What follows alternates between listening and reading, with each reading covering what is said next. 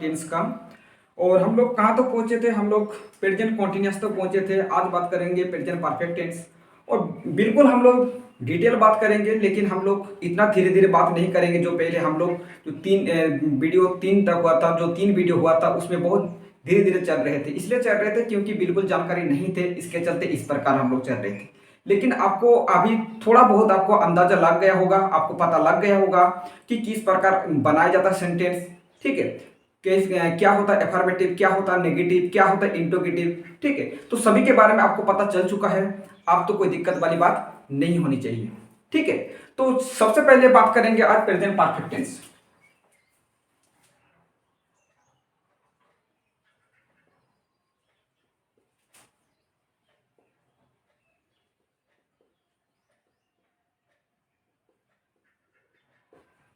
Present perfect tense, सबसे पहले present perfect tense के बारे में बात करेंगे आज। इसका डेफिनेशन लिख लीजिए, क्या होता है प्रेजेंट परफेक्ट टेंस। वैसे एग्जाम में कोई नहीं पूछा जाता है कि प्रेजेंट परफेक्ट टेंस किसे कहते हैं, लेकिन फिर भी हम लोग को जानकारी रखना बहुत जरूरी होता है। ठीक है,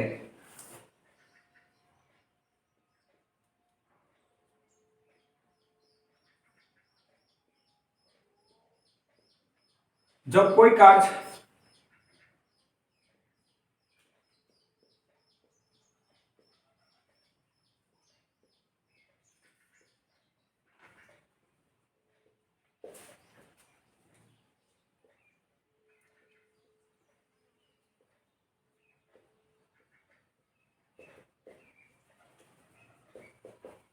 जब कोई कार्य भूतकाल समय में समाप्त हुआ है और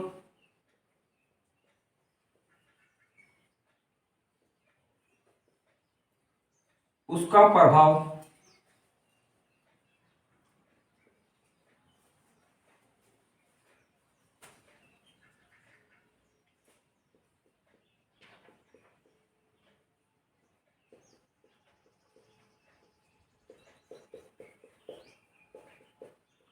जब कोई कार्य भूतकाल समय में समाप्त हुआ है और उसका प्रभाव वर्तमान समय से है, उसी को बोला जाता है आपको प्रेजेंट परफेक्ट टेंस। उससे कहते हैं, उससे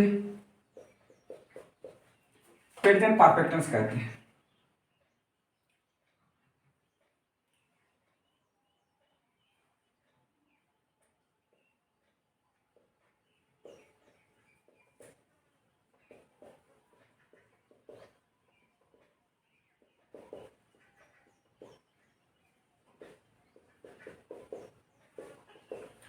तो ये क्या होता है? जब कोई कार्य वर्तमान समय में समाप्त हुआ है और उसका प्रभाव वर्तमान समय से है, उसे प्रेजेंट परफेक्ट टेंस कहते हैं।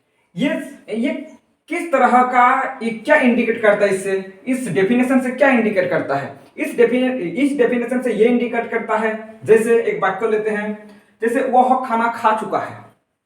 वह खाना खा चुका है, वह जब खाना खा चुका, वो तो पहले क्या भूतकाल में खाना खा चुका है, खाना तो खा लिया, लेकिन उसका प्रभाव अभी भी है, वर्तमान में है, क्योंकि उसका पेट भरा हुआ हो सकता है, वो और नहीं खाना चाहता है। ठीक है, तो उसका प्रभाव क्या है? वर्तमान समय में है। उसी को बोला जाता है आपका प्रेजेंट परफेक्ट टेंस। ठीक है,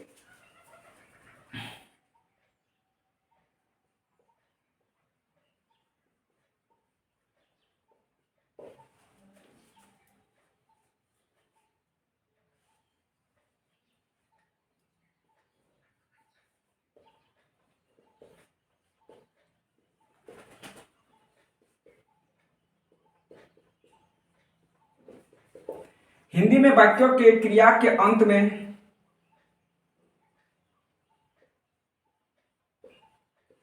चुका है, चुकी है,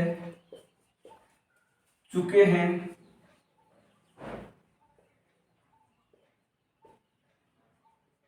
या है, ई है, ए है, आदि शब्दों का प्रयोग करता है।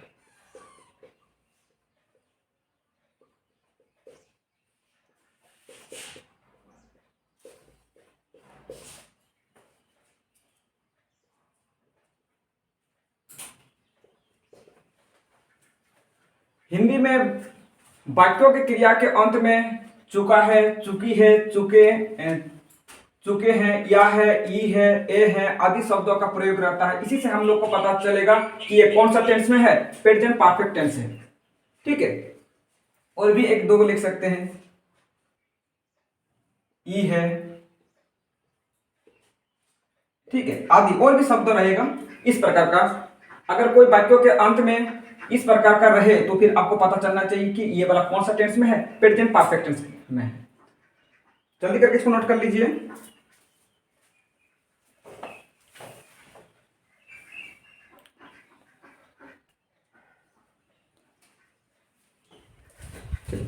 आज थोड़ा अलग करेंगे हल्का सा, ठीक है। सबसे पहले रूल लिखा देते हैं और उसके बाद हम लोग सेंटेंस बनाएंगे, ठीक है।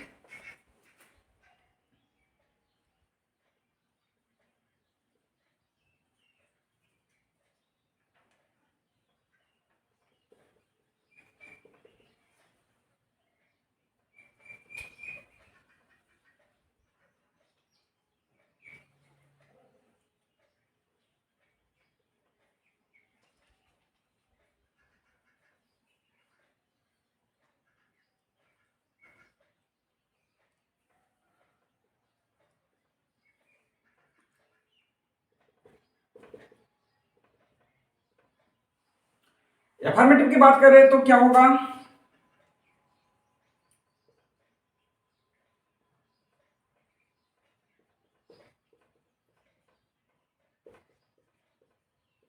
ऑब्जेक्ट।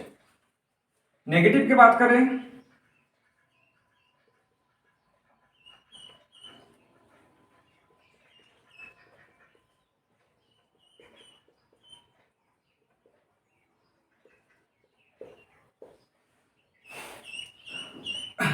इंट्रोगेटिव में क्या होगा, हम लोग जानते हैं इंट्रोगेटिव जो होता है क्या होता है, जो हम लोग का एक्सुलरी वर्ब होता है वो वाला क्या हो जाता है, सबसे पहले आ जाता है।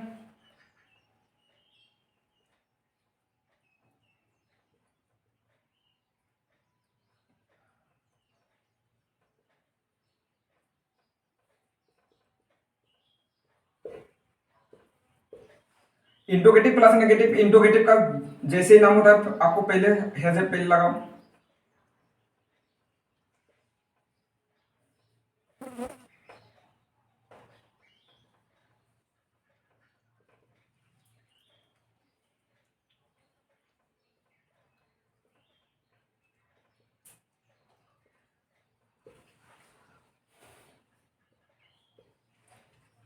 Interrogative plus negative, interrogative plus negative में आपको डब्ल्यू पहले आ जाता है।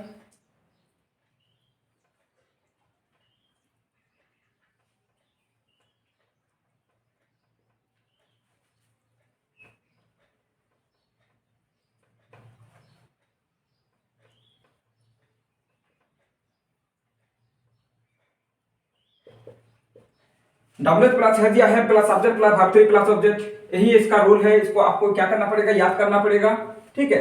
और उसके बाद हम लोग एक एक करके क्या करते हैं, सेंटेंस बनाते हैं, ठीक है। एक साथ अब बात करेंगे इस बार, एक साथ इंट्रोगेटिव नेगेटिव डब्ल्यू वगैरह एक साथ बात करेंगे, ठीक है। तो आपका आपके दिमाग में चल रहा होगा कि किसके साथ हैज लगाएंगे, किसके साथ हैव लगाएंगे, कोई दिक्कत नहीं है, अभी बता देते हैं।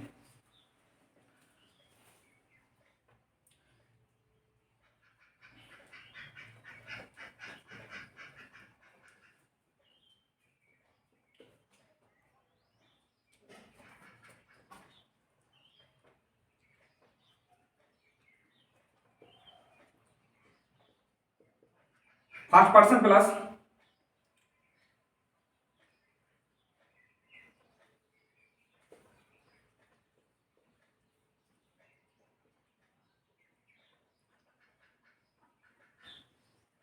Plural number,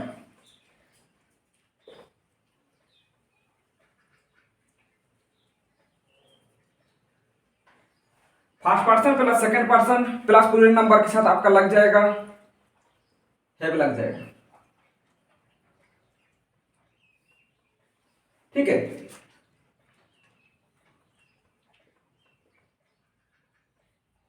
third person plus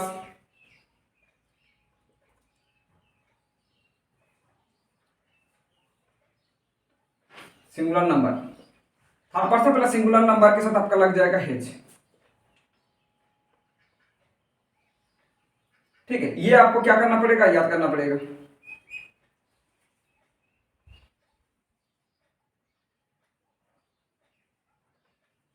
जल्दी करके इसको नोट कर लीजिए सबसे पहले, और उसके बाद हम लोग डायरेक्ट सेंटेंस में जाएंगे। ठीक है,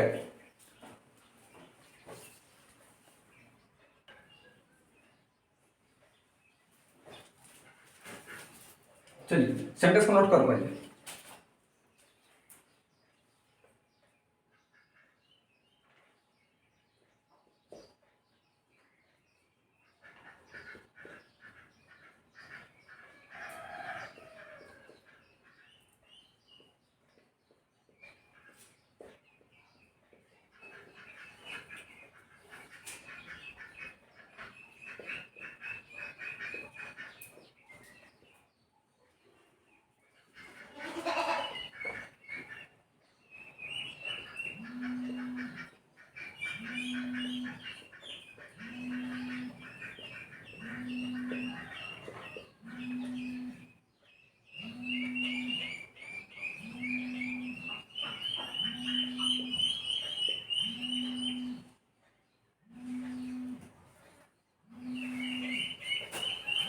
एक मिनट रुकिए।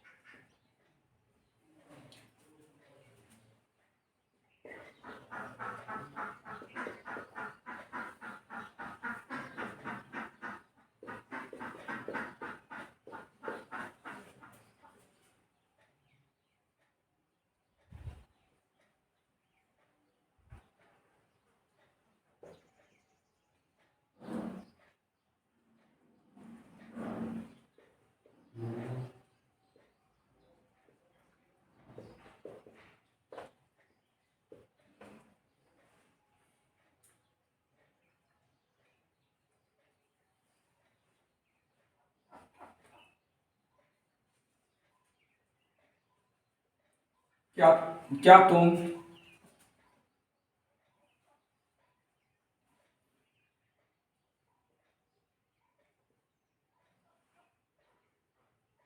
क्या तुम वहां